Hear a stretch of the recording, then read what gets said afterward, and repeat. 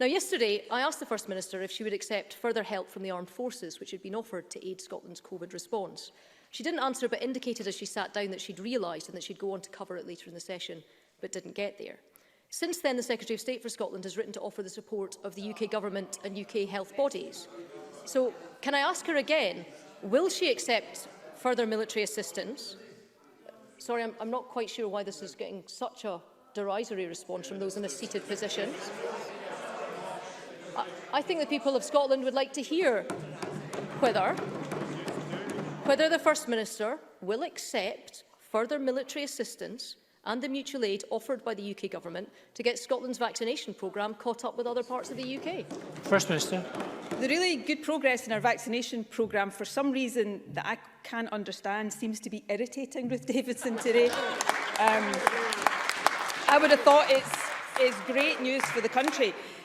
We already are drawing on assistance from the armed forces. We've been doing that right throughout the pandemic. There was a period last year when our armed forces, representatives of our armed forces were actually based in St Andrew's House with the rest of the team, and I am hugely grateful to them. Can I just say, though, any help that the armed forces give to Scotland, whether it's on vaccines, whether, as in an earlier stage, it was on PPE or the logistics associated with setting up the NHS Louisa Jordan, it's not a favour from the Secretary of State for Scotland. It's our armed forces that the people of Scotland pay for through their taxes. So let's forget the suggestion that it's somehow the UK Government doing Scotland a favour.